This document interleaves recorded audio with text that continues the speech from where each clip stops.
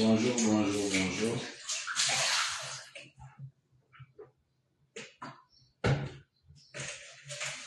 Aujourd'hui,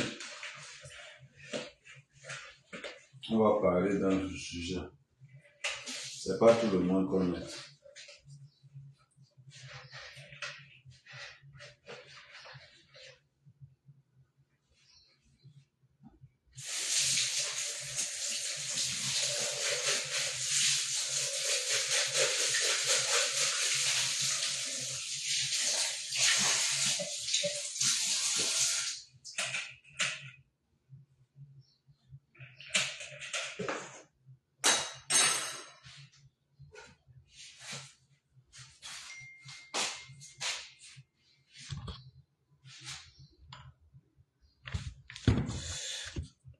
Salut Nathalie Gacha, salut. Bon, on va évoquer un sujet.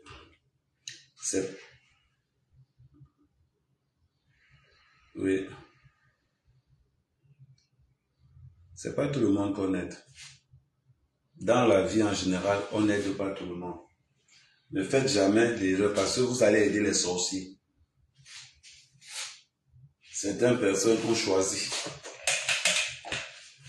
Et on va revenir. On n'aide pas tout le monde. Ce ne sont pas tous vos frères qui vous aiment. Vous avez des frères sorciers avec qui vous avez le même père et la même mère. Mais ce sont des frères sorciers. C'est-à-dire que eux là, c'est quand vous chutez qu'ils sont à l'aise. On n'aide pas ces gens. Vous allez trouver aussi des cousins qui sont dans ce même état d'esprit. Donc, on n'aide pas n'importe qui. Avant d'aider quelqu'un, pensez d'abord à toi-même. Avant d'aider quelqu'un, pense d'abord à toi-même. Salut Ange, salut Christelle, salut Nathalie Gacha comme d'habitude. Donc bonjour Christelle Photo. Avant d'aider quelqu'un, pense d'abord à toi-même. Parce que c'est en fonction de l'amour que tu as pour toi que tu peux aider quelqu'un d'autre. Parce que sinon tu vas aider la mauvaise personne. Sinon, tu vas aider... Bonjour Andy, j'aime bien ce... Oh merci, il n'y a pas de souci. Merci Cholange. Merci. Parce que à force, si tu ne t'aimes pas toi-même, hein, Tony, tu aideras la mauvaise personne qui va aider à écraser le poison qu'on va t'équiler avec. C'est pour ça que c'est très important. C'est très important de savoir. Parce que beaucoup de gens, avant d'entrer dans avant de vous raconter ça, je vais vous dire quelque chose. Tout ce qui nous arrive aujourd'hui, ce n'est pas de notre faute. Tout ce qui nous arrive aujourd'hui, ce n'est pas de notre faute. Pourquoi je vous dis que ce n'est pas de notre faute? Parce que nos parents nous ont mal éduqués. Nos parents nous ont mal éduqués. Nos parents ne nous ont pas dit qu'après leur mort, ce sont leurs propres frères qui vont nous combattre. Nos parents ne nous ont pas dit que le jour où ton père meurt, c'est le jour-là que son petit frère, c'est-à-dire que ton oncle commence à te combattre pour récupérer les biens de la famille. Nos parents ne nous ont pas préparés à ça. Et pourtant que c'est là qu'il fallait qu'ils commencent. Nos parents de leur vivant doivent nous apprendre qui nous combattra après sa mort. Ça nous permet, nous, d'être prêts. Ça nous permet, nous, d'être prêts à toute éventualité de ce qui va nous arriver. C'est très important. Mais on est resté. Nos parents nous ont élevés dans une surnoiserie. Nos parents ne nous ont pas appris à détecter l'ennemi. Non. Ils nous ont cachés. Le jour où ils meurent. C'est là où tu t'en rends compte que l'oncle qui te disait, l'oncle qu'on t'a donné son nom, il décide qu'il va te faire la peau. L'oncle qu'on t'a donné son nom, il décide que si tu mets les pieds sur son terrain, il te tue. Nos parents ne nous ont pas préparés à ça et c'est une erreur fatale. Beaucoup parmi nous meurent. Pourquoi? Parce qu'ils ne nous ont pas appris à savoir que mon frère que tu vois là, le jour où je ne serai plus là, ne pose plus les pieds chez moi. Le jour où je ne serai plus là, ne porte plus les pieds chez lui. C'est très important. Voilà comment on est livré. Ça veut dire que tu es là. C'était le frère de ton père. C'était la sœur de ta mère. Le jour où tu meurs, le langage change. Le langage change. Tu te laisses comme ça, là, tu commences à dire que mais, je ne comprends pas. J'ai l'impression que tout ce que je fais, mon oncle ne veut pas. J'ai l'impression que tout ce que je fais, ma tante ne veut pas. J'ai l'impression, non. Non. Voilà pourquoi je vous dis, on n'aide pas n'importe qui. Il faut savoir qui on aide. C'est très important. Parce que nos parents nous ont donné la mauvaise éducation. Nos parents ne nous ont pas donné. Pendant qu'on est là comme ça, on partage, on se connecte, on partage, on se connecte, on partage. C'est pas à moi de vous le dire. Moi, je vais déjà être dans une culture du partage.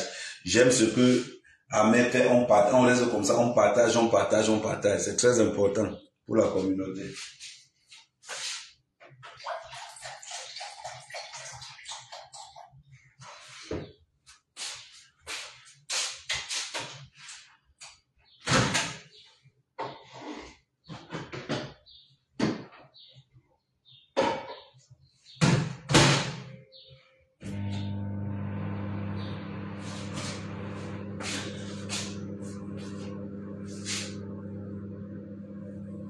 Bonjour et quoi? Non, j'ai déjà... Ok, merci Nathalie. Toi, tu partages tout le temps, Nathalie.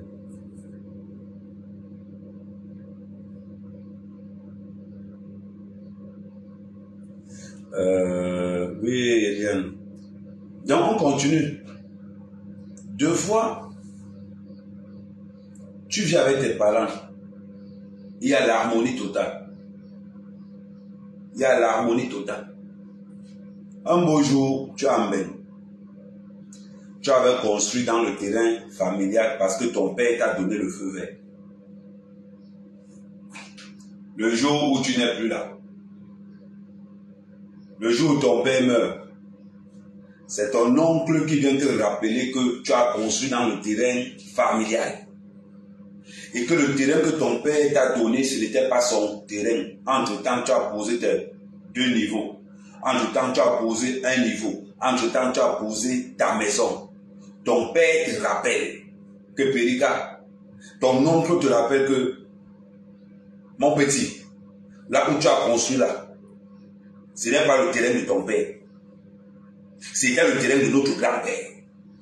C'est-à-dire que le gars a attendu que ton père meure d'abord. Voilà pourquoi je demande et je vous dis d'être mauvais. Si ton oncle te manque de respect, écrase-le. Frappe-le de telle façon que pour annoncer la couleur. Pour annoncer la couleur. C'est-à-dire que si tu as un oncle dans la famille qui te manque le respect, mon gars, terrasse-le. Oublie que c'était le frère de ton père. Oublie que c'était quelqu'un avec qui tu as un lien de parenté. Massacre-le. De telle manière que s'aligner quand on annonce ta couleur. Moi, mec, Cameroun ne tente pas. Moi, mec, mon propre chef supérieur, je le t'aimais mal mauvais. Mal mauvais. Parce que je ne blague pas. Je connais qui sont mes ennemis. J'ai la chance. Moi, mec, je vais aller plus loin. Je n'aime pas la surenchère africaine. Je vais encore aller plus loin. Les Africains sont tellement suinois. Pourquoi je dis qu'ils sont tellement suinois? Maximiser le partage, maximiser les partages. Pourquoi les Africains sont tellement suinois?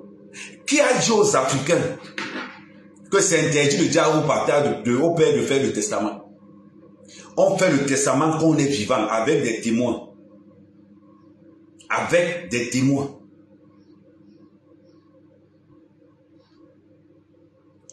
Qui vous a dit qu'on ne fait pas le testament quand on est vivant? Il faut avoir le courage de dire à vos parents que quand tu vas mourir, j'aurai quoi, il aura quoi, il aura quoi, il aura quoi, il aura quoi.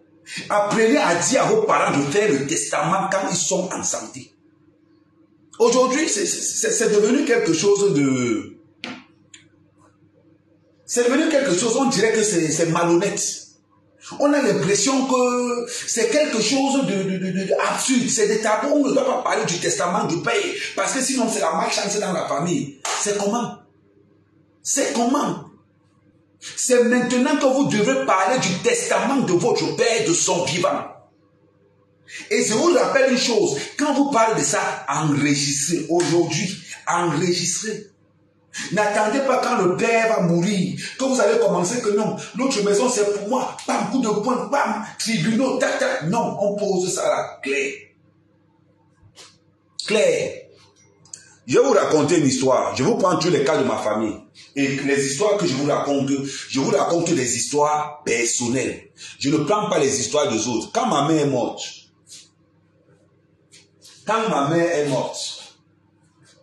ma famille, il y a ce qu'on appelle la cotisation de la famille. C'est-à-dire que la cotisation familiale même. C'est-à-dire que la famille, voilà ce que la famille donne. Mais vous savez, mon père faisait partie, on commissionnait. Mon père faisait partie de ces gens d'autres commissions.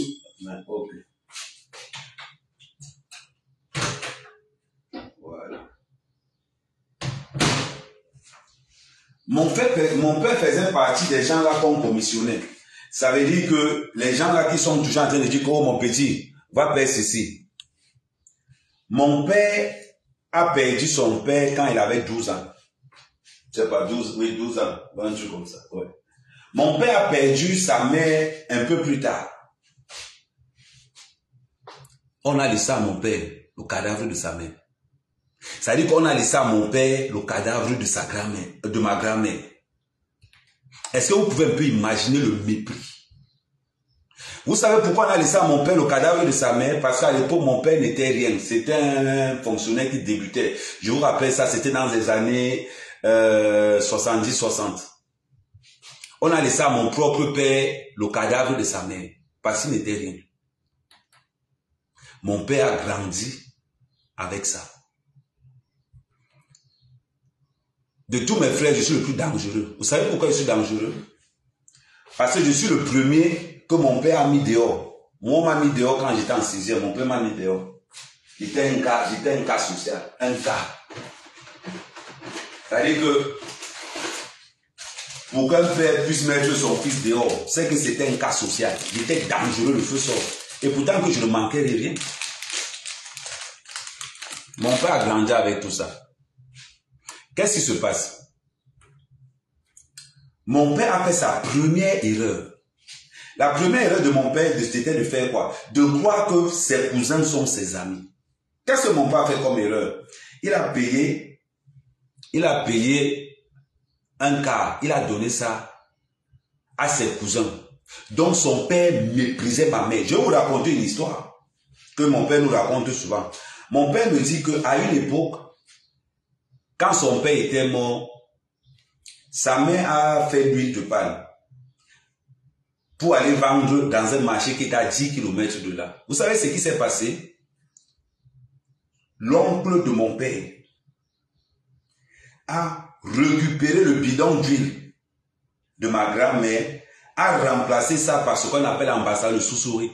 Ça veut dire que ce n'est pas de l'huile, ça veut dire que c'est l'eau de l'huile. Il a mis l'eau de l'huile jusqu'à presque à le bord. Il a rajouté un peu d'huile pour faire le plein. Il a fermé. Ma grand-mère a trimballé ce bidon pendant au moins 10 km. Ça arrivait au marché de Matom. Parce que nos ils étaient à Rikoa. Entre Rikoa et Matom, c'est 10 km à l'époque dans les années 60.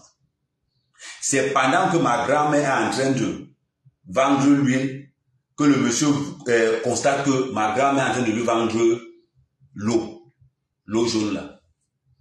Vous ne pouvez pas imaginer le mépris. Quand mon père me raconte ces histoires, je n'ai pas besoin que mon père me désigne qui est l'adversaire. Je sais à qui j'ai affaire. Ce qui fait que mon père, avec cette situation, donc, qu'est-ce qu'il fait? Il chasse là, vous voyez là où je fais mes plantations aujourd'hui. C'était là où ma grand-mère faisait ses champs il y a 100 ans. Ça veut dire qu'il chasse ma grand-mère de là-bas où je fais les plantations aujourd'hui. Pourquoi il chasse ma grand-mère? Parce que mon grand-père n'est plus là. Vous voyez comment ça se passe? Et c'est ce qui se passe dans la plupart des familles africaines. Dites à vos parents très tôt, demande à ton père que papa, tu n'entends pas avec qui dans la famille. Ça va t'éviter beaucoup de choses. À partir de ce moment, mon père fait l'erreur de faire confiance au fils de son oncle. Il lui paye une voiture de 8 millions dans les années 92. Jusqu'à aujourd'hui, le gars n'a pas remboursé la voiture. Quand je suis rentré au village la dernière fois, j'ai dit à mon père que mais la voiture que tu avais donnée à ton cousin, mon père me dit que j'ai laissé. J'ai dit à mon père que non, je réveille la fesse.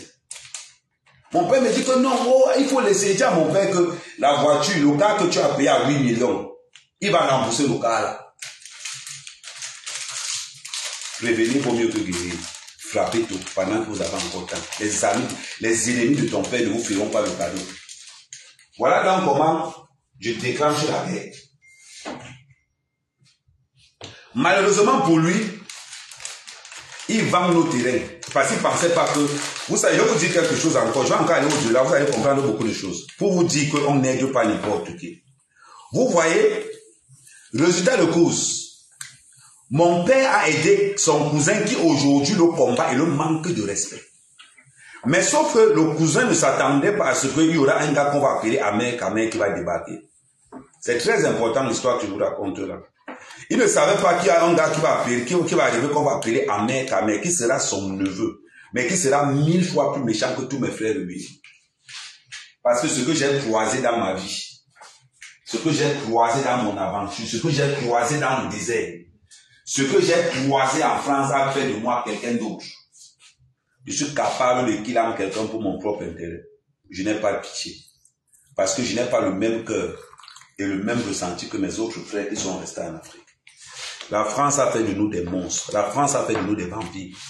La France a fait de nous des êtres sans cœur. On a capitalisé tout ça. C'est-à-dire que ton cœur est devenu ton porte-monnaie. C'est-à-dire que celui qui ne veut que tu l'aimes, il doit contribuer à ton porte-monnaie. Voilà ce que nous sommes devenus en France. Et c'est la réalité. On n'a pas le choix. Si tu veux survivre, tu devras faire la guerre. Donc, quand je suis en train de vous dire qu'on n'aide pas n'importe qui, vous voyez maintenant que mon cousin que mon père a aidé en 92, à hauteur de 8 millions, aujourd'hui ce cousin-là lui fait la guerre. Et l'erreur que le cousin a fait, c'est que le cousin est allé vendre les terres de mon père à un inconnu. Il allait vendre ça là-bas à un monsieur là qu'on appelait Lucien Menka. C'est quelqu'un qui est chez nous, il est réputé, il est très lourd.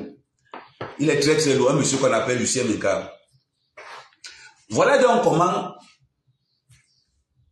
le monsieur donc, Lucien Menka qui connaît mon père, il appelle mon père, dit à mon père que je sens qu'il a payé tes terres. Il me dit que quoi? Il me dit que ton cousin là, celui qui est pauvre là, il est venu me voir pour me vendre tes terres. Je t'appelais seulement pour t'avertir. Parce que mon père et Lucien Menka, qui était quelqu'un aussi de plus riche, c'est l'un des plus riches de la région, qui était aussi plus riche, il avait dit à mon père qu'on est en train de vendre des terres là-bas, mais j'observe, je vais te faire ci. Une fois qu'on a aperçu le monsieur, il a changé. Il a vu il a fui, il n'a plus vendu.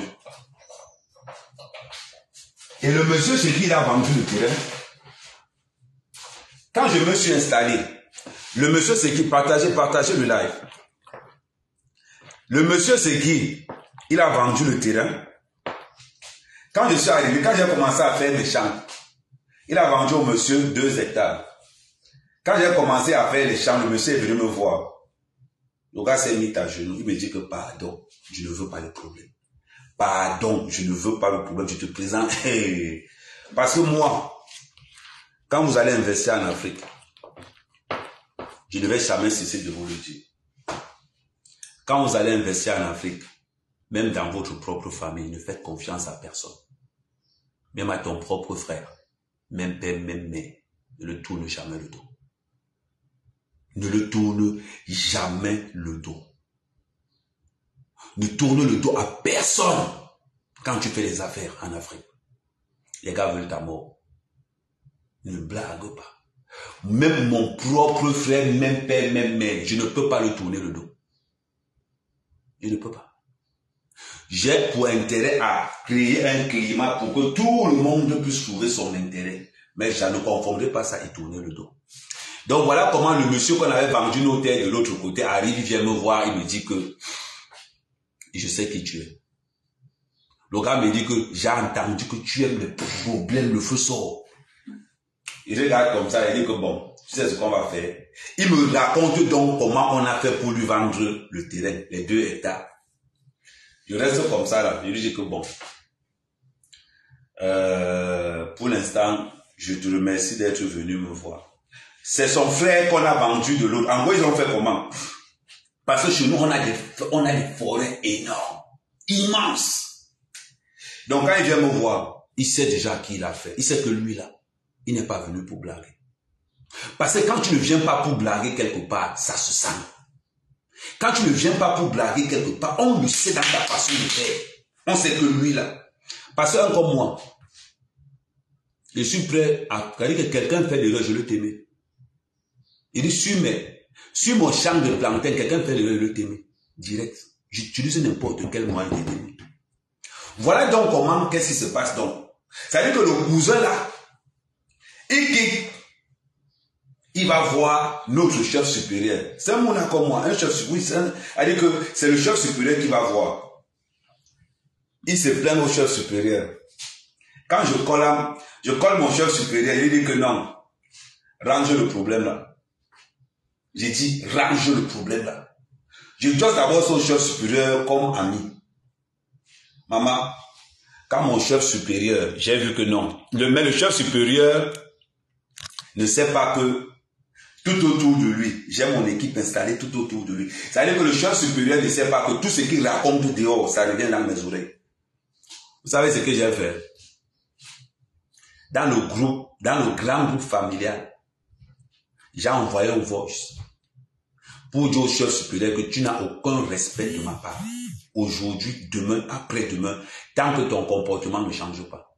Et je lui ai dit qu'il est minable. J'ai encore envoyé un autre, le même, c'est-à-dire que dans le voice, il y avait le chef, j'ai aligné tout le monde. Mais ça a explosé la famille en deux. Pour leur montrer que je suis déjà là. Et que celui de et le membre de la famille qui va faire l'erreur de se affronter à moi doit avoir raison. Parce que si par malheur, tu n'as pas raison, que tu viens t'affronter, je vais t'écraser. Si était loupé, je récupère tous ceux qui sont derrière toi. C'est comme ça qu'on fait. Parce que vous allez toujours voir. C'est parce que vous venez de Ben qu'on veut vous traiter que non, ils sont grecs.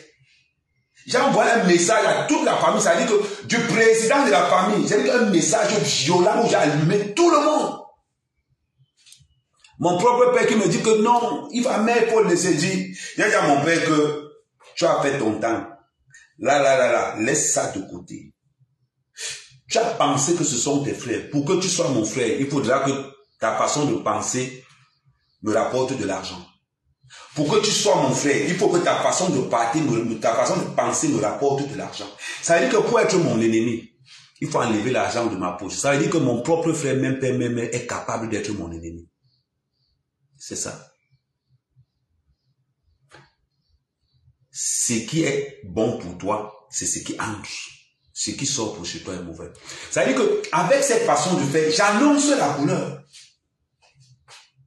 Et je place ma façon de frapper, tac, tac, tac. Premièrement, mon oncle est le frère de mon cousin de mon père. Je l'attaque d'abord en justice. Il doit me remettre les 8 millions. Qu'il pleuve ou qu'il neige, il va remettre ça. C'est pour lui dire que les temps ont changé. Nous, notre nouvelle génération d'aujourd'hui, c'est-à-dire que n'ayez aucun sentiment.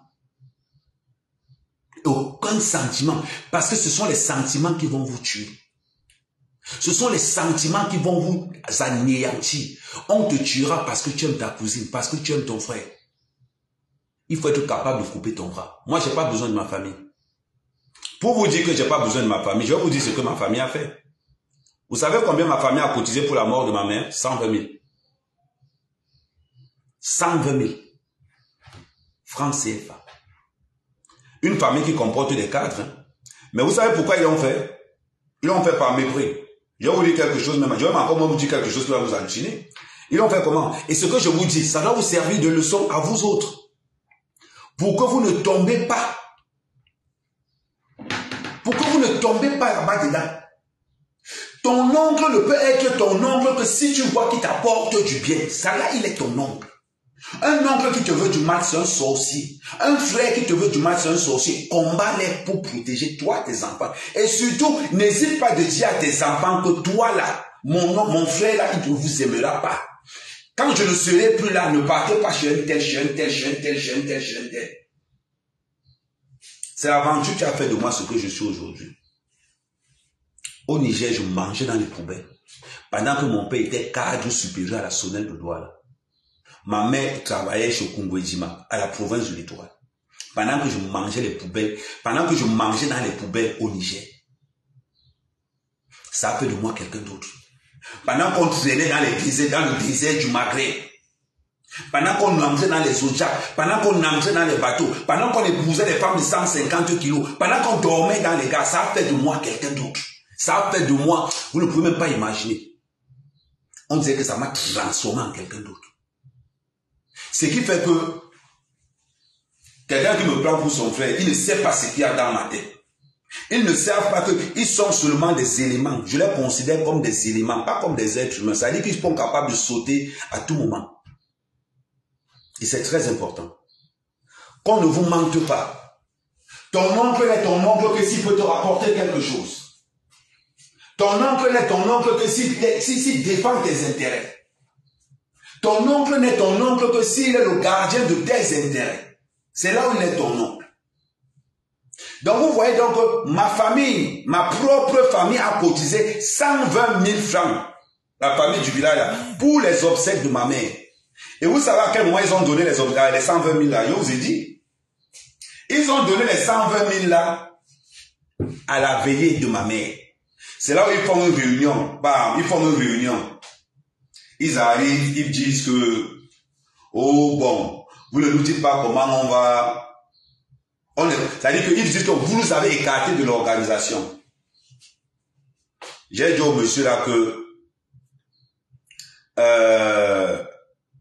je pense que c'est votre femme qui est morte. Ce n'est pas ma mère, c'est votre femme qui est morte. Si vous attendez le jour de la veillée pour qu'on vous dise comment on va organiser, vous prenez pour qui? J'avais un grand cousin là qui me dit que oh, on ne parle pas, on m'a dit que tu es qui pour me parler comme ça? C'est chez toi ici. Direct, je l'ai remis à sa place. C'est-à-dire que je n'ai même pas...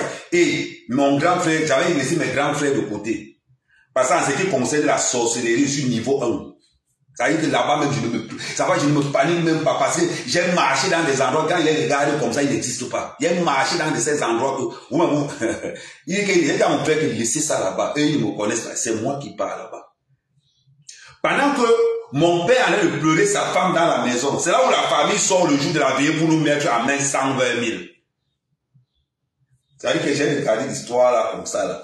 Man, c'était comme la sorcellerie.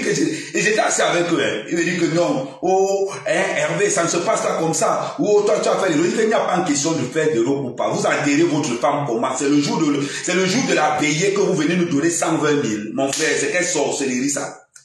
C'est les histoires de ma famille, dans ma famille. Et c'est ce qui arrive aussi dans vos familles. Parce qu'à un moment donné, je m'appelle Amer Kamer. J'ai des relations. J'ai des amis lourds. Quand la famille vient me manquer le respect, et ils ne savent pas que le gars que vous manquez de respect là, derrière là, il y a du monde derrière lui. Voilà pourquoi j'avais interdit que moi, ma mère, on ne l'enterre pas avec les litiges. Moi, ma mère, on ne l'enterre pas avec les PayPal. Je pouvais lancer, ouvrir un PayPal qu'Amer Kamer a perdu sa mère. Je rassemble au moins plus de 10 millions en moins de 3 jours. Si j'ouvrais le PayPal que non, Amer Kamer a perdu sa mère. C'était facile. Mais j'ai décidé que moi, Amer Kamer, le PayPal n'enterre pas ma mère. Les litiges n'enterrent pas ma mère. On va enterrer ma mère avec le fruit de mon travail. Quand la famille a vu comment la veille s'est passée, mais c'était la magie. La honte pouvait les tuer. Et c'est là où le chef supérieur arrive. J'ai dit, tu ne parles pas. Le chef supérieur ne parle pas ici. Il n'a pas parlé. Il n'a pas parlé. Parce qu'il est temps que nous, cette génération d'aujourd'hui là, on doit aligner ces vieux. Parce que les vieux de nos villages sont tellement pauvres dans leur tête. Si vous ne faites pas attention, les vieux de vos villages vont vendre tous vos terrains. Ils vont vendre tous vos terrains parce qu'ils ont faim. C'est pas parce qu'ils ne vous aiment pas. Parce qu'ils ont faim, ils sont toujours là comme ça. Là. Tu le vois marcher comme ça. Ça fait au moins 3 jours, il n'a pas mangé. Des sorciers. Il dit que des sorciers. Donc il faut les écraser pour leur montrer que le nouveau commandement, c'est nous cette génération. C'est nous qui prenons les commandes maintenant. Je vous dis, et comme je vous le répète toujours, la richesse se trouve dans vos villages. Quand tu entends que quelqu'un est sorcier dans le village, tu arrives, tu le combats là, il confirme que tu es mauvais. Si tu peux leur couper la chandelle quelque part, tu le coupes la chandelle quelque part. Tu ne blagues pas avec eux. Parce que encore moi, je suis capable de gifler un vieux dans mon village. Je suis capable de gifler un dans mon village, je ne blague pas avec eux. Parce qu'il faut qu'ils sentent que quand j'arrive, on est là pour réglementer. Parce que notre génération de parents qu'on a aujourd'hui là, c'est la génération pauvreté. Ce sont nos parents qui ont fait de nous ce que nous sommes aujourd'hui. Ça veut dire que nous sommes incapables d'avoir ce qu'on appelle comment on peut appeler ça dans le jargon? L'économie financière dans la tête. Ce sont nos pères là qui nous ont mis dans leur tête que, oh, il faut aller travailler là-bas chez le gouvernement, c'est là-bas il y a l'argent. Oh, il faut être fonctionnaire. Oh, il faut être maître d'école. Oh, il faut être professeur. Oh, il faut travailler à l'administration. Aucun de nos parents ne nous ont dit que c'est le marché qui donne l'argent. Aucun de nos parents ne nous ont dit dans leur tête que pour être milliardaire, il faut aller au marché. Pour être milliardaire, sortez de l'État, allez créer vos propres choses. Nos parents ont été incapables de nous dire là où il fallait créer. Nos parents ont été incapables de nous dire que allez faire les champs, c'est là-bas où il y a l'argent. Allez faire les fermes, c'est là-bas où il y a l'argent. L'État ne donne pas l'argent. Nos parents ont été incapables de nous dire que l'État ne donne pas l'argent. C'est-à-dire qu'aujourd'hui, il y a beaucoup dans les villes, il y a un comme ça dans les villes. Les gens ont les 20, les 100, les 300 hectares chez eux. Mais la honte a fait que, oh, il y a pas plus simple, il ne veut pas rentrer au village. Voilà ce qui a tué. Voilà où nos parents ont manqué le coach. Voilà là où nos parents sont devenus ce qu'on appelle, c'est-à-dire que la faille du système. Aujourd'hui, tu peux parler à quelqu'un qui a 30 hectares de plantain, tu ne peux pas. Tu ne peux pas parler à quelqu'un qui a 30 hectares de plantain. Aujourd'hui, je vais vous dire, je vais vous mettre au parfait de ce qui se passe. Oh, attends, je vais vous raconter, on continue. Donc, mon frère que je vais attaquer là, ils réunissent ici, ils font des réunions en soum-soum. C'est pour ça que c'est très important la corruption. Parce que moi, mon chef supérieur a aussi Mbombo. Vous voyez les gens de Mbombo, qu'il passe tout son temps en ville. Parce que son père était un chef supérieur, on lui donne le titre de Mbombo comme ça. Le gars ne connaît aucune écorce, il ne connaît rien. Sous peut-être qu'il veut qu'on l'appelle Mbombo. Lui aussi, il marche le truc comme ça, oh Mbombo. Voilà ce qui va tuer les bassins, la risée. Le manque de respect des traditions. Vous en rendez compte que le chef supérieur de Mandumba, mon propre village, on lui attribue le titre de Mbombo sans aucune expérience. Mon frère, si on te tue là-bas, tu allais dire quoi? Parce qu'ils veulent aussi qu'on dise, oh, moi aussi je suis Mbombo. Demandez lui-même de soigner seulement le palu avec les médicaments du village, il le connaît bien. Un véritable Mbombo ne part pas à la médecine du roi. Un véritable Mbombo, c'est quelqu'un qui communique avec la nature, c'est quelqu'un qui a une osmose avec la nature. Voilà un Mbombo.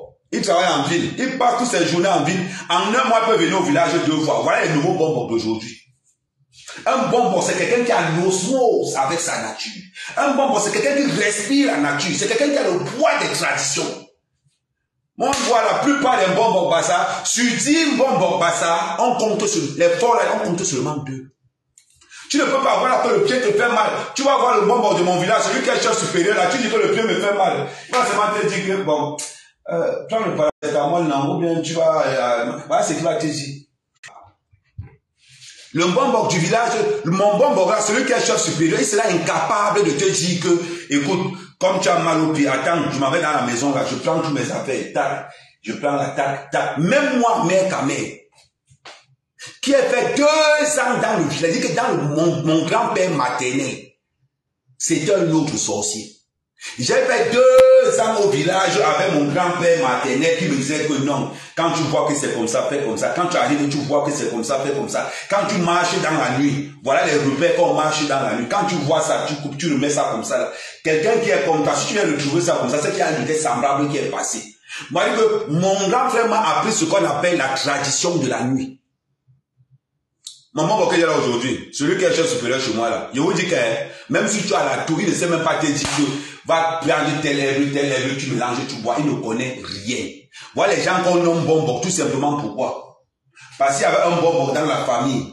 Nous, on va le nommer bonbon. Vous n'imaginez pas que dans mon village, surtout il y a un autre dans mon village aussi, des bonbons qui boivent l'alcool jusqu'à ils sont bourrés. Et voilà là, et quand on va dire qu'on manque le respect à la tradition Bassa, je vous prends toujours l'exemple de mon village. Je vous prendrai toujours l'exemple de mon village. Et je vous dis quelque chose.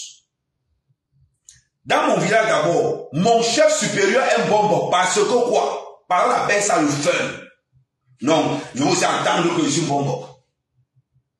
Un chef supérieur qui n'a pas le pouvoir de pouvoir diriger quelque chose. C'est un chef ça. C'est pas un chef. Dans le voice que j'ai envoyé dans ma famille, j'ai mis là-dedans que je ne pourrais pas respecter ce genre de chef. Je m'appelle Ahmed Kamé, j'ai un charisme, j'ai une autorité, j'ai une force qui fait que celui qui devrait être mon chef devra être 3 fois, 4 fois plus fort que moi. S'il n'est pas comme ça, je dégage. Et s'il y avait moyen de récupérer sa position de chef supérieur, j'allais récupérer ça par force. Clair comme... C'est-à-dire que je n'ai pas besoin de discuter là, je récupère ça par force. Mais et c'est ce que tue la culture Bassa. C'est ce que tue la tradition africaine. Sous prétexte que vous avez un gros diplôme, vous venez dans vos villages, vous payez le mort, on vous donne. Parce que vous avez un gros diplôme, vous venez, vous payez la tradition, on vous donne que non, on te prend aussi ça, on te donne, on prend aussi ça, on te donne. Être chef, être le gardien des traditions. Être le gardien des traditions, c'est un travail qui pèse lourd. On n'est pas gardien de tradition n'importe comment. C'est une étude psychologique, c'est une étude spirituelle. Ça veut dire que c'est du vampirisme, c'est la sorcellerie. Parce que tu n'es pas n'importe qui. Et ça veut dire que tu n'es pas n'importe qui. Tu ne peux pas aller n'importe où. Tu devras être droit. Qu'il pleuve ou qu'il neige, tu dois être droit. C'est de là que ta force spirituelle arrive. Vous allez voir des bonbons. Ils ne savent même pas ce qu'on appelle la spiritualité. Ils ne savent même pas comment on étudie le langage de la spiritualité. Ils ne connaissent rien. Mais ils vont quand même venir. Ils vont te dire que non, je suis chef supérieur. Tu es chef. Tu regardes comme ça, tu es chef supérieur. Tu regardes le mouvement comme tu regardes. Tu es chef supérieur. Tu l'as même. Ça veut dire que même quand il te dit que le chef, tu ne le crois même pas. Parce que quand un chef arrive quelque part, quand un chef entre quelque part, quand un bonbon entre quelque part, l'atmosphère change. L'atmosphère change. S'il y avait des problèmes quelque part, le bonheur arrive. Parce qu'il y a un esprit saint qui arrive, il y a une divinité qui arrive, il y a une spiritualité qui est entrée. Et quand quelqu'un s'assoit, avant de venir voir un bord, tu vas te rendre compte que là où je m'en vais là, j'ai raison. Là où je m'en vais là, je suis vrai. Un bonbon incarne la spiritualité. C'est-à-dire que c'est quelqu'un qui incarne la vision, la franchise. Mais aujourd'hui, on voit les bonbons dans le Congo, ça. On voit les bonbons dans le manque de respect. De fois, il reste comme ça. Je dis que je ne vous prends pas, je vous parle des bonbons de Mandumba et je vous parle de mon chef supérieur de Mandumba. Ce n'est pas que, non, je vous dis la vérité. Quand on dit qu'on est chef supérieur, on reste au village. Quand on dit qu'on est chef supérieur, on reste au village. Moi, mère Kamé, la chefferie de Mandumba, je vais récupérer ça. Pendant que j'ai fait 3 ans, 2 ans et demi au Cameroun, j'étais où? Au village. Je n'ai pas fait 2 ans et demi à Yaoundé. Je n'ai pas fait 2 ans et demi à Douala. J'ai fait 2 ans et demi. Je ne vais même pas dire 2 ans et demi. Ça veut dire que j'ai fait 1 an à Mandumba et j'ai fait 1 an et demi en forêt. Ça veut dire que je maîtrise mon village plus que le chef supérieur. Plus que mon chef supérieur. Je maîtrise tous les recoins. Je peux te dire ce que les jeunes de mon village souffrent. Je peux te dire X, je peux te dire parce que je vis et je respire mon village. Quand on dit qu'on est chef, je ne comprends pas, on dit qu'on est chef supérieur, ils sont en ville. La plupart sont comme ça. Je ne parle pas uniquement que du mien. La plupart de tous les chefs supérieurs sont dans les villes. Le gars, voilà, tu entends que les chefs supérieurs au village, tu comprends quoi? Ce n'est pas le mépris, ce n'est pas le manque de respect. Voilà ce qui a tué les Bassards. Voilà ce qui tue les peuples des forêts. Le mépris de la culture. Moi, s'il y a quelque chose, moi, à mer, que je vais faire quand je serai chef de mon village, je ferme d'abord l'église qui est à Mandoumba, la Saint-Martin, je ferme ça.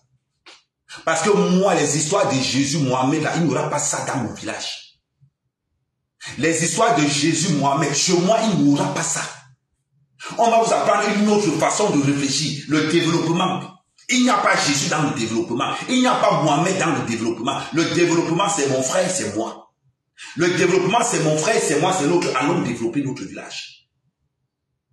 On ne peut pas imaginer que dans un village comme le mien, dans un village comme Mandoumba, quand il pleut, les enfants ne font pas l'école. Les enfants ne partent pas à l'école. Je séquestre l'église. J'ai dit que maintenant, on va faire cours à l'église. Parce que comme il pleut aller, comme il n'y a pas de, comment il veut dire, les murs, c'est-à-dire que le toit de l'église est bien. Quand il pleut, j'envoie tous les enfants à l'église. C'est là-bas où vous allez faire cours. Et je ferme l'église de telle manière que pour que les gens entrent dans cette église-là, vous allez réparer le toit de l'école. Chaque famille devra donner 10 000 francs pour réparer le toit. C'est-à-dire que chaque famille devra ramener une tôle. Tant que vous ne ramenez pas une tôle, je ferme toutes les églises et toutes les mosquées du village. Parce que si vous avez le courage d'aller donner l'argent à l'église, vous allez avoir le courage de donner l'argent pour l'éducation de vos enfants. C'est clair. Je ne discute pas ça. Voilà les choses quand on dit qu'on est chef supérieur, voilà les choses qu'on est capable de mettre en place pour le développement de son propre village. Sérieusement. La richesse, c'est dans les villages. La richesse, c'est dans les villages. Le jour où vous allez comprendre ça, croyez-moi, ils vont faire un pas en avant. Voilà pourquoi quand ils arrivent, actuellement, le gars le plus, Ahmed fera partie des gars les plus combattus de son village. Vous savez pourquoi? Parce que j'ai réussi à harmoniser mon village. J'ai réussi, c'est-à-dire qu'ils sont là au marché de Mandoumba. Quand ils voient seulement les plantains qui sortent de Rigoa là-bas, les mains sont sur la tête. Oh, le fils du chef pense que quoi? Nous, on va lui montrer que non. La jalousie, je leur ai dit, celui qui fait l'erreur, je vais l'enfermer. Celui qui fait l'erreur sera enfermé. Et quand je fais un live comme ça, c'est pour que les gars de mon village captent ça. C'est pour que tout le monde puisse capter. Que celui qui devra être votre chef devra vous donner le respect. Celui qui devra être votre chef ne sera pas votre chef parce que vous avez dit que non, c'est le chef. Non, c'est parce qu'il a posé des actes qui garantissent votre sécurité. C'est parce qu'il pose des actes qui garantissent votre santé. C'est très important. Et c'est ce qu'on attend. Ils sont là, oh, Paul Biya a gâté le pays. Quand tu vends ton plantain, tu donnes une partie à Paul Biya. Juste une question. Oh, Paul Biya a gâté le Cameroun. Quand tu vends le manioc, quand tu vends ton sac de ton filet de manioc, tu donnes quelque chose à Paul Biya dedans? Non. Mais tu vends quand même, oui. Donc, évite de dire au village que Paul Biya a gâté le pays. Parce que quand tu vends ton plantain, est-ce que quand tu vends ton plantain, tu enlèves quelque chose que j'ai vendu le plantain, un filet de plantain à 7 000. Dans les 7 000, j'enlève 500 pour l'éducation des enfants, je pose de côté. Les choses qu'on doit faire, je dis que, vous me connaissez, ça veut dire que je vais mettre l'esprit de rebelle dans la tête de tous ces gars. Ça veut dire que le lycée technique se trouve à Matom. Mandoumba, c'est à 7 km de Matom. Le village est incapable de faire une cotisation, de payer un véhicule qui va amener les enfants tous les matins au lycée d'à côté et en contrepartie, monnayant 2 ou 3 000 francs par semaine. Voilà les études qu'on doit mettre dans leur tête. Voilà ce que les bons bords doivent dire. C'est-à-dire qu'à un moment donné, les gens sont tellement bêtes. Mais je vous ai dit quelque chose. N'ayez un comme moi. Ils vont confirmer le code. Je vais les mettre au pas. Et vous avez intérêt de faire ça partout où vous êtes. Non, mon père est chef du village.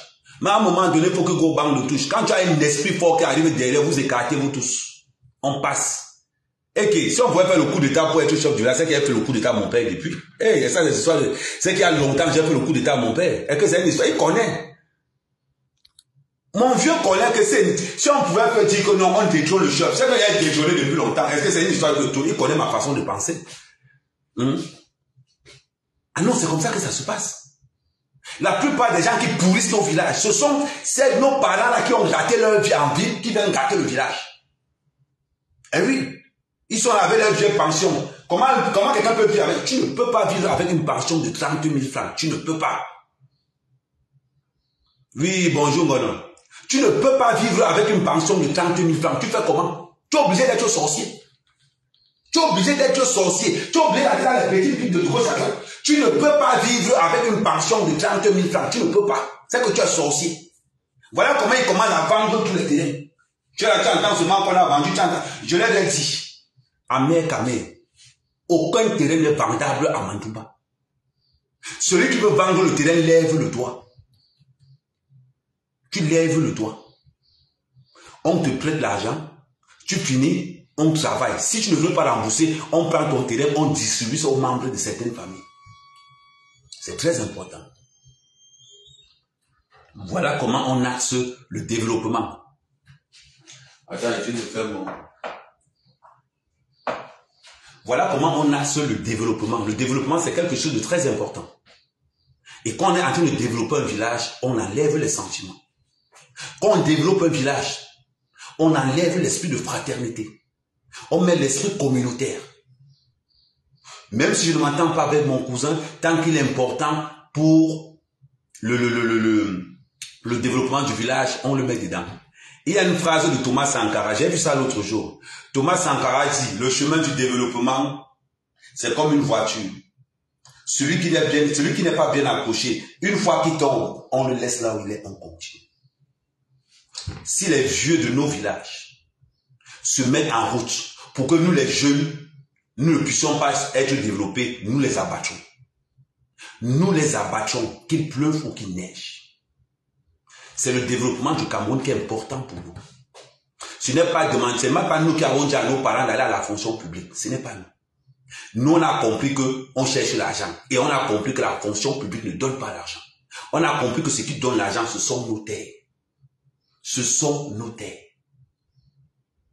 Donc, ça veut dire que les sorciers qui gagnent les pensions de 30 000, là, vous allez écarter le chemin, vous allez laisser cette nouvelle génération monter. Si on vous dit que dans votre village, il y a les sorciers, il faut m'appeler. Si on te dit que dans ton village, il y a les sorciers, il faut m'appeler. Vous avez compris? Parce que, je vous prends toujours mon exemple. Quand j'ai allumé tous les autres, quand j'ai allumé le chef de famille, j'ai allumé le chef supérieur, j'ai allumé tout le monde. Les gens m'appellent au téléphone. Oui, Amen, il faut que tu fasses attention. Tu sais que ce sont les gens du village. Je dis, va leur dire que pendant qu'ils parlent derrière moi là, je suis prêt depuis longtemps. Je suis prêt depuis longtemps. Parce que moi, ma force de frappe, elle est simple. Quand je descends là, les tronçonneuses que j'ai mis dans le conteneur, quand quelqu'un veut faire son champ, il vient seulement me voir. Oh, Amen, c'est comment? Oui, quand je dois faire le champ là, je n'ai pas les outils pour... pour le déboisement. Il dit que mon frère, bon, on va faire très simple. Je te donne les outils pour le déboisement. Tu me donnes 30% de ta récolte. On est d'accord, oui. Je prends les outils de déboisement, les tronçonneuses, je lui donne. Il coupe son champ, Quand il finit, il me donne 30%. On ne parlera jamais argent, on parlera entraide. Oh, Amen, je viens faire. Tu veux faire combien? 1 hectare? Oui, ok, bon, dans le 1 hectare, là, tu me donnes 200 mètres carrés, non? Non, on fait comme ça. Tu me donnes 2000 mètres carrés. Comme ça, ton champ que tu as fait sur 2000 mètres carrés, c'est pour moi. On est d'accord, oui. Voilà les outils. Bam. J'assure la maintenance. On ne parle pas argent, on parle développement. Quand on dit que, oh, je n'ai pas l'argent pour aller, c'est comme ça qu'on fait le développement dans un village. Oh, je n'ai pas l'argent pour faire les champs, je n'ai pas ceci, je dis, ok. Tu appelles quelqu'un qui a le terrain. Tu appelles l'autre personne. Voilà, il n'a pas le terrain. Donne-le, comme toi tu as beaucoup de terrain, donne-lui une partie, il fait son champ. Comme ça, après on va s'arranger. Voilà comment on gagne la confiance des villageois. Voilà comment un village se développe. On se développe sans argent. L'argent n'est qu'une monnaie d'échange. À partir du moment où j'ai les avantages de pouvoir aider au développement de mon village, l'argent ne nous sert plus à rien. J'ai une capacité à produire des rejetons de planter à une... C'est-à-dire que, vous ne pouvez pas imaginer. Ça veut dire que quand quelqu'un vient me dire, Kamel, je vais faire le plantain. Je dis que, ok, il n'y a pas de souci. Tu veux faire un hectare de plantain. Ok. Je te livre des rejetons. Je te donne le matériel pour casser. Tu me donnes 40% de ta production. Tu es d'accord? Il sera d'accord. Il n'a pas payé les rejetons. Il n'a pas payé les machines. J'ai donné les rejetons, j'ai donné les machines. En contrepartie, je prends 40%. On n'a pas parlé argent. On n'a pas parlé argent. Je lui mets dans une condition où il a le pouvoir de multiplier ses efforts. Et moi aussi, en contrepartie, je sais que dans ce qu'il a, j'ai pour moi là-dedans. On n'a pas parlé argent. Ça veut dire que si c'est un hectare de plantain, lui rapporte 4 millions, dans les 4 millions, Ahmed Kamel a 40% de 4 millions. Ça fait que la prochaine fois, il ne pourra plus venir me voir parce qu'il aura déjà l'argent pour pouvoir se développer ailleurs. Voilà des systèmes qu'on peut mettre en place. Que d'aller crier que oh, non. On fait ça nous tous. Imaginez-vous un village qui a peut-être 100 hectares de plantain. Qui peut nous parler fort? On va aller installer une base au Gabon, on installe une base au Congo, on installe une base en Centrafrique. C'est-à-dire que les camions de plantain partent de Mandjumba pour la Centrafrique, ça part de Mandjumba pour Sissi. Et on est capable de mettre ça partout. On est capable d'implémenter ça partout. Il n'y a pas que le plantain, le manioc, le macabo, le piment, tout ça là. Voilà ce qu'on attend des chefs du village. Voilà ce qu'on attend des bonbons. Voilà ce qu'on attend des autorités qui gèrent nos villages. Arrêtez de courir derrière l'État. L'État n'a pas l'argent. L'État n'a pas l'argent. L'argent, ça est là. L'argent, c'est dans nos mains. Si tu veux développer, si tu veux participer au développement de ton village, évite les zones rurales, urbaines. Va dans les zones rurales. Va là où tes gens sont. Réfléchis. Wise. Voilà pourquoi je vais combattre tous ces vieux de mon village avec une violence extrême. Avec une violence extrême. Donc petit, si tu es dans ton village et que ça dérange, appelle-moi, je vais te conseiller. Qu'on ne vous dérange pas. Si vous dites, oh, il y a tous les sorciers, appelez-moi. Je marche trop la nuit. Je marche tellement la nuit. Ce n'est pas un rêve, c'est une réalité. Arrêtez de faire les choses comme les rêves, c'est une réalité. Tu veux que je te montre ce qui sort de mon village? Je vais te montrer. Comme ça, tu as un peu, comme vous pensez toujours que c'est un rêve. Non, c'est pas un rêve, je vais te montrer. Tu vas bien voir. C'est les feignants qui pensent que le rêve, nous les travailleurs là, nous les bosseurs là, non, c'est que c'est pas un rêve. C'est ce que nous vivons aujourd'hui. Voilà la récolte. Voilà le travail de 2 ans. Regardez comment le régime est costaud. C'est un bon docteur en train de travailler. Ça, c'est le résultat. C'est pas un rêve. C'est un rêve certainement pour toi parce que tu es un fainéant, parce que tu es quelqu'un qui ne travaille pas, parce que tu misères. Mais pour nous, là, c'est la réalité. Pour nous, c'est pas un rêve, c'est une réalité. Là, il va encore vous montrer. Là, la voiture tombe en panne. Mais là, quand la voiture tombe en panne, là, la voiture est en panne. Chargement trop lourd. Là, ils sont en train de me dire, Kamel, envoie-nous une voiture. Je vais descendre avec la voiture. Là, chargement trop lourd. Si pour toi, le travail est un rêve, pour moi, c'est mon quotidien. Seuls les fainéants restent enterrés dans leur rêve. Les nous comme ça, là, on est dehors. Les nous comme ça, là, on est des machines de guerre. Nous, là, si on a décidé qu'on va développer, vous avez dit que Mandjumba, ça veut dire que le plantain de Mandjumba sera référencé ici au salon de l'agriculture à Paris. Je vous dis ça, non? Je vous dis souvent ça, donc, que Ahmed Kamel va envoyer le plantain de Mandjumba au salon de l'agriculture à Paris. C'est-à-dire que quand on va discuter avec les Italiens, on va savoir que non, ça vient de Mandjumba, ça vient du Cameroun, ça vient de Mandjumba. Parce que j'ai décidé que c'est ce que je veux faire. J'ai décidé d'élever mon village le plus haut possible. Ce n'est pas un rêve, c'est une réalité. C'est un rêve si je décide de ne pas travailler. Ça va devenir un rêve. Mais quand on est sur le terrain là, on va se moquer de nous. On va charbonner. Ils vont tout dire, on va charbonner. Et le vieux ou le grand-père qui va se mettre en route sera fracassé et terrassé. Si je ne peux pas l'atteindre mystiquement, je le tape avec les mains. Mon frère, on a l'air gros, ça. Là, mettez les gros trucs comme ça, là. Oh. Dieu n'a pas aimé la boîte. Donc,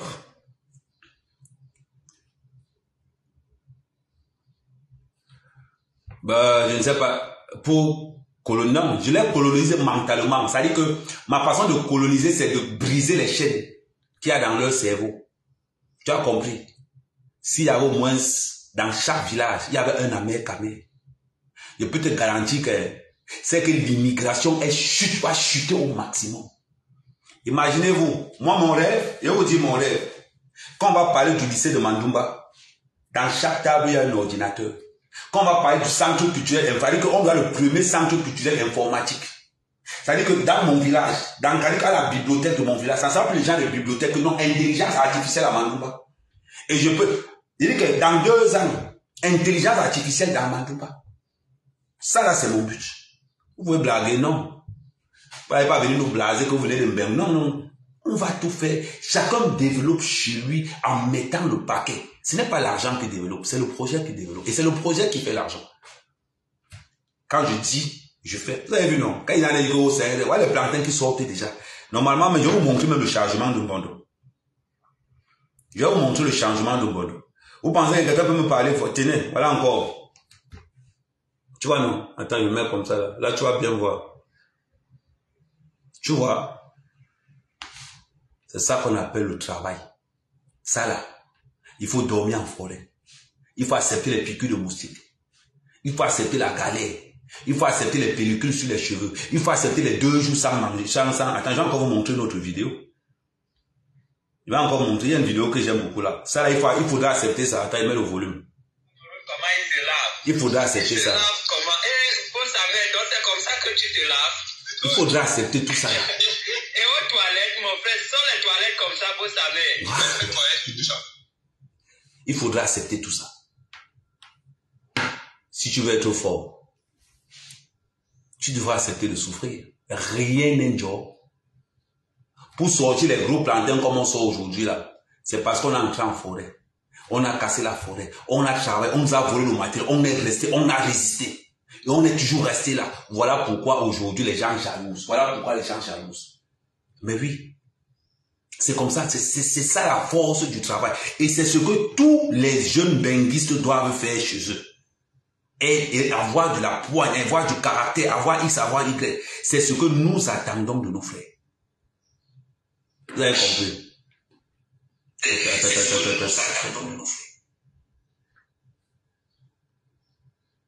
Donc, c'est comme ça. Vous pensez que le pouvoir, c'est quoi? Le pouvoir, je vais vous dire ce que c'est que le pouvoir. C'est ce qu'on appelle le pouvoir. Quand tu passes en route.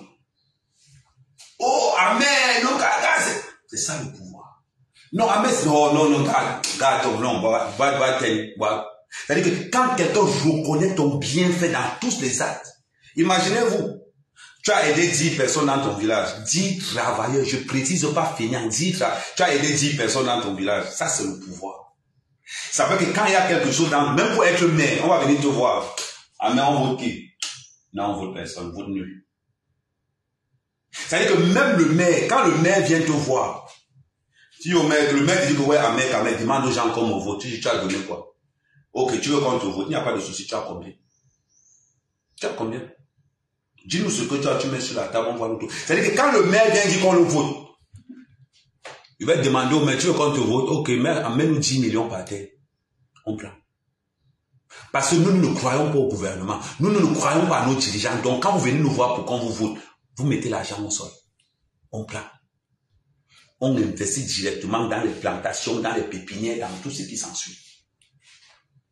Parce que dans mon village, on doit être le premier village vivrier du Nyong-Ekele. Premier village vivrier du Nyong-Ekele. On a 30 minutes de Yaoundé. Donc tout Yaoundé doit se livrer chez nous. C'est ça l'objectif. Et c'est ça la puissance et c'est ça le pouvoir. On t'a dit que si un champ te rapporte 2 millions par an, tu vas faire quoi là-bas l'État? Tu es là au village. C'est ça le but. Quand on dit qu'on prend ses responsabilités pour développer quelque chose, il faut avoir le sens du sacrifice. Voilà pourquoi je vous dis toujours, ne baissez jamais la garde. On n'aide pas n'importe qui. Si un vieux de ton village tente de se positionner devant toi, tu la bats. N'hésite pas. Parce qu'il ne veut pas ton bien et confirme-le que toi aussi tu ne veux pas son bien. C'est-à-dire qu'il doit avoir, moi au moins on sait. Moi on sait à qui ils ont affaire. Ce n'est pas que le gars tourne autour, il vous annonce la couleur et il vient faire ce qu'il a dit. Et je pars. Parce qu'ils vont m'attendre que non. Non, je ne pars pas à campagne, mais les gars, je parle de mes actes. Est-ce qu'il n'y a pas le plantain qui sort dans mon village, ça sort? Est-ce qu'il n'y a pas le truc qui sort dans mon village, ça sort? Je suis déjà un chef, pas mes actes. Je suis déjà un chef, pas ma façon de faire. Je suis déjà un chef parce que je suis vrai, parce que je suis loyal. Oui. Si ce n'était pas mes investisseurs qui me retiennent encore là, c'est que je suis déjà rentré. C'est que je suis déjà rentré. Vous voyez? Chacun doit aimer son village comme j'aime mon village. Chacun doit aimer son village comme j'aime le mien. Je veux le développement de mon village. Mon village n'est pas Yaoundé. Mon village, c'est à Mandumba. Je dois développer Mandumba. De telle façon que quand les gens de Mandumba vont atterrir à Mandumba, ils savent que non. Allez construire à Yaoundé. Non, il n'y a pas Yaoundé qu'il n'y a pas. Pour les Louba, on met le bas au village. Les duplex, on met le duplex au village. La lumière, on met des panneaux solaires. Tu seras à Yaoundé, je serai dans mon village. Tu vois la télé, je vois la télé. L'avantage que j'ai, c'est que moi, je te fournis. Le jour où on décide comme le plantain, un régime de plantain à 6 000. On dit, bon, la nuit, on se rassemble. Bon, le bon là. Hein, le bon là. Ok, 5 000, ok, bon, allez, 5 000. Bam, on envoie 5 000, on reste au cas. Oh non, on dit que non, le plantain est devenu cher. Le plantain est devenu cher. Le régime, c'est 5 000. Tu pars chez l'autre, tu pars chez Marcus, 5 000. Tu pars chez Mondo, 5 000. Papayeto, 5 000. Ah, le plantain a changé. Oh, on va commencer à taxer les prix là comme on veut. C'est ça. Ton chef à s'entendre avec toi pour... Mon chef, le chef de mon village, c'est mon père. Mon père, c'est comme moi, si c'est assis comme ça, là. Il dit que tu parles même quand on dit donc. Moi, je veux le pouvoir, là. Il dit que je suis... Et moi, alors, les affaires du village, je gère ça cash. Quand tu viens porter plainte, rassure-toi. Je vais te taxer tellement que tu vas préférer trouver l'arrangement avec ton frère. C'est-à-dire que les frais seulement pour régler une histoire. Man, je vais te demander même 2 chefs. Tu vas penser que entre ce que le chef du village va nous taxer là-bas, vaut mieux que je m'arrange avec mon frère à la mienne. Vaut mieux que je m'arrange avec mon frère à la mienne. Parce que lui, et en plus, je m'arrange à avoir le commandant dans ma poche. Je m'arrange à avoir le sous-préfet dans ma poche. Parce que dans mon village, on livre. C'est-à-dire que dans mon village, le sous-préfet ne paye pas la nourriture. Le commandant ne paye pas la nourriture. Il est livré tous les jours. Quand une affaire arrive seulement là-bas, il dit, il y a quoi ici? Non, on va vous habiter aujourd'hui. Alors oui, il y a un enfant qui a manqué de respect à sa mère, venez le chercher. Tu insultes ta mère, j'appelle le commandant, on vient te prendre, on te garde. Tout manquement de respect d'un mineur sera gardé en garde à vue, ou comme chez le commandant direct. C'est-à-dire que je cultive d'abord la peur du respect. Tu sais que si tu insultes ta mère et que le chef est au courant, c'est la police qui vient te chercher. En ce moment, on va le donner au maître. Les enfants qui sont derniers, on vous amène d'abord visiter le commissariat. C'est-à-dire qu'on vous amène d'abord visiter la gendarmerie. Ceux qui sont derniers là, si vous êtes encore dernier, c'est ici que vous allez venir. Quand l'enfant a déjà vu la police comme ça là, man, oh, il sait que s'il n'a pas réussi là, c'est le comme ça. Vous créez ce climat de compétition dans leur tête qu'ils sont condamnés à réussir. Les gens les jeunes de lycée de terminale, là, ceux qui font le vous là, ils vont confirmer. Man, vous parlez de quoi? C'est parce que vous avez la chance que les chefs qui sont encore là ont le cœur, d'où notre génération là, à vous traiter. On va vous traiter. Je pense qu'on a déjà fait les 1 heure de live. Nous avons peu. Non, les plantations sont là, quand même, les plantations sont là. Bon, ok, bon, on fait comme ça, alors moi, je vais manger. Parce que voilà ma nourriture du matin. Voilà ma nourriture du matin. Le bruit des pommes là. Voilà ça. Attends, on ne voit même pas. Voilà ma nourriture du matin. Vous voyez, non? C'est ça là, avec le lait, après je verse le lait Nestlé dessus. Et vous montrez comment je chope le matin. Vous êtes toujours là, vous pensez que les gens... Faites pas attention, c'est ma chope du matin, il faut voir. Oh, mon grand plan, mon grand plan.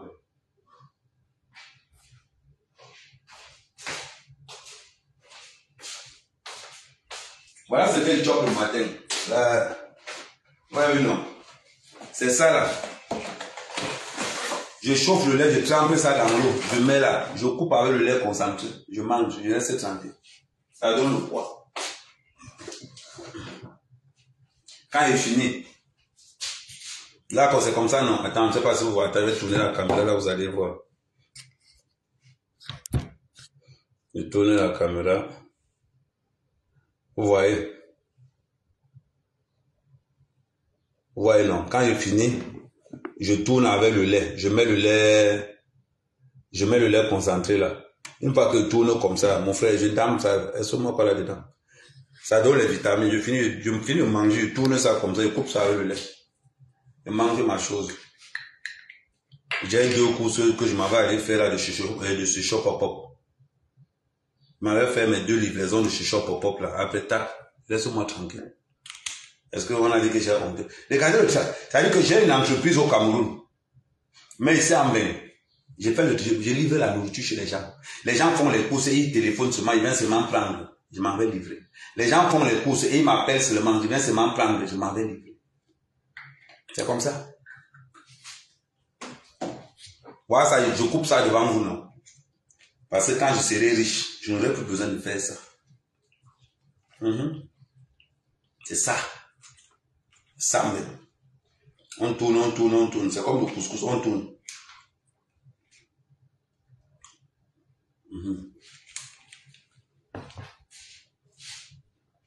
T'as la laisse seulement. Mon grand télévision. Ok, merci Belinga. Bon les gars, on est ensemble, on reste connectés. Tout à l'heure, la prochaine vidéo, salut Gaston. La prochaine vidéo que je vais faire tout à l'heure, ça sera une vidéo qui sera basée sur les hommes mariés. Parce que ce sont les hommes mariés qui sont toujours, ce sont les hommes mariés et les femmes mariées qui n'aiment pas le préservatif là dehors. Ce sont les hommes mariés et les femmes mariées qui sont tellement possessifs. Ça veut dire que tu es seulement le pompier d'une gars, mais elle est possessive, elle contrôle le téléphone, elle compte tout. Ce sont les hommes mariés qui passent le temps à distribuer les MST là dehors. C'est toujours eux. Les Clapédiao, c'est eux. Les Gonokos, c'est eux. C'est tous les hommes mariés. Ce sont les hommes mariés qui n'aiment pas le préservatif. C'est la prochaine vidéo que je vais faire là tout à l'heure. Donc les hommes mariés. Ah. Bonjour, c'est...